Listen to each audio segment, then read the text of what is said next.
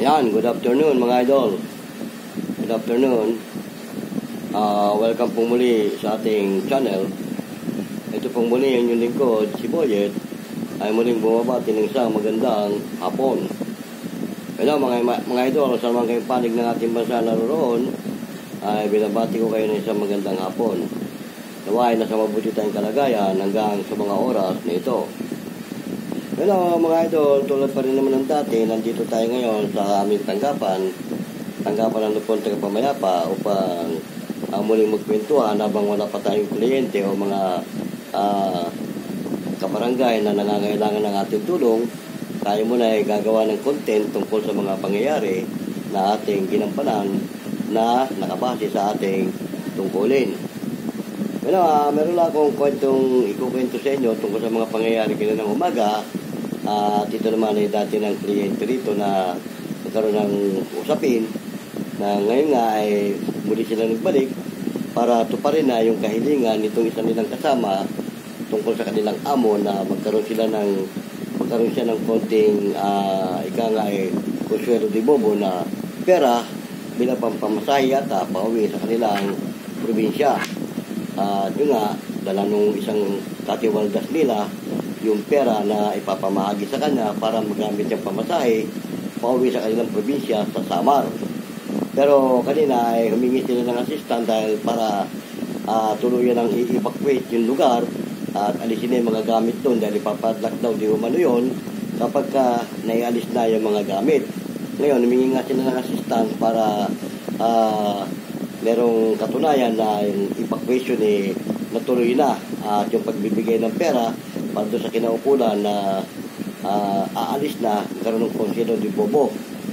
Karoon nyo ng mga usapin dito pero hindi ko alam kung sino mga kapwa-lupon ko ang humawak ng kanilang problema at ngayon nga katuparan ng kahilingan ng tao na aalis na mabigyan siya ng pera na kaukulang pamasahe pauwi sa kanilang probinsya. Sumama nga mga idol ang inyong lingkod sa dalawang MAPSA na nag-assist doon sa sinabing evacuation o sa pag-evacuate ng tao at pag-aalis ng mga gamit. Kinuha natin ng mga maikling short video yung mga pangyayari para meron namang ebidensya na katunayang umalis na sila doon sa lugar na yon dahil ipapadlock na yon nung katiwaldas na pinagkakatiwalaan itong may-ari. Yung building na yun mga idol, kung inyong matatandaan, doon yung sa kanto ng Honda at saka P. Cortez, yung abandonadong building na matagal na ginawa ito kasabay ng flyover nitong ating lugar na hindi malamang kadahilanan kung bakit ito nabimbin at natigil. Tapos ngayon nga, ang ayon sa salit-saling kwento, sa mga kwentong kutsero, ang may-ari daw yata di umano niyan, ay dating mayor ng Pangasinan. At hindi malamang kadahilanan kung bakit ito natigil at nabimbin. Ayun. Ngayon, yung katiwaldas yata dati dyan na ngayon ay i-evacuate na o aalis na, hindi natin alam kung ano mga pangyayari. Humihingi siya ng konting pabor doon sa kanilang amo na mabigyan siya ng consuelo de bobo para may pera siyang pamasahe pauwi sa kanilang probinsya. At ayon sa napagkasunduan yata ng mga nakaraan dito rin sa ating tanggapan, ngayon na ang katuparan na pinahintulutan na siyang makaalis dyan at kunin yung mga gamit kasabay ng perang nagkakahalaga ng 10,000 bilang pamasahe niya sa pauwi sa kanilang probinsya. Yan ang mga idol namin, mga kasama namin Lupon, kung sino man ang Lupon na humawak ng kanilang problema. Tapos na ang problema ng mga inilapit sa inyo. At muli nga sila nagbalik dito kanina para humingi na lang ng assistance sa pag-aalis ng mga gamit doon sa nasabing lugar na kung saan siya dating nakatigil. At ayon sa kanya, maging doon sa katiwaldas na siya may dala ng pera para ibigay sa kanya, sa linggo na ang tuloy niyang alis pauwi ng Samar. Pero for the meantime, na inalis muna yung mga gamit kanina para may padlock yung lugar na yon, inilipat doon sa may kabila, sa parang bodega. Doon sila muna pansamantala. Sa linggo, tuluyan na silang aalis. Kaya nga, sa short video ito mga idol, pinagbigay lang po lang sa ating mga kapalupon na kung ano man ang nangyari doon sa sistema ng tao na lumapit sa inyo para humingi ng tulong tungkol sa ganyang pangyayari. Wala na kayo dapat problemahin dahil inassist na namin kanina sa tulong ng mga MAPSA, nahakot na yung mga gamit at naalis na. Hindi ko alam kung anong naging problema nila at kasi hindi naman kasama sa mga pangyayari nung sila ay dumulog dito tungkol sa problema. Pero kanina nga, lumapit dito ulit at dala nga yung na may pahintulot na yung may-ari na umalis na siya at ibibigay na yung pera na kahilingan niya para may pamasahe siya pauwing probinsya.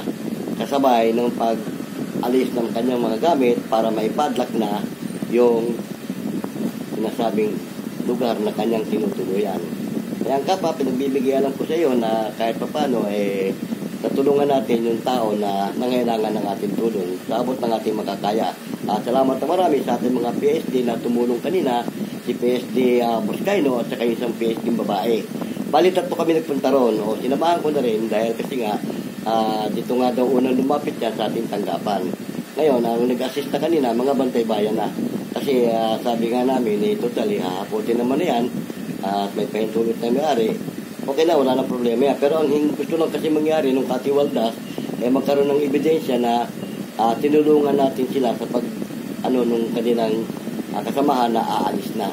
Para meron nga naman daw ebidensya na natanggap yung pera na ibinigay kasi nagkapirmahan sila doon sa baba tungkol doon sa pera nagkakalagang 10,000 bilang pamasahe nung kasamahan nila na aalis na. Yun lang mga idol, salamat na marami sa maikling sandaling ito. Nabigyan ko kayo ng maikling informasyon tungkol sa mga pangyayari sa unang yung mga kaso na hinawakan na pansamantala na ngayon nga ang naging katuparan yung kahilingan ng tao na siya ay aalis na kung mabibigyan siya ng pera pampamasahe pauwi sa kanilang probinsya. Bueno, shoutout sa iyo Kapa. Belated birthday nga pala.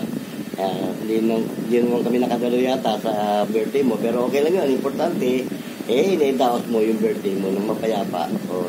Sana kapitin mo pang mahabang birthday at maraming birthday na darating sa iyong buhay.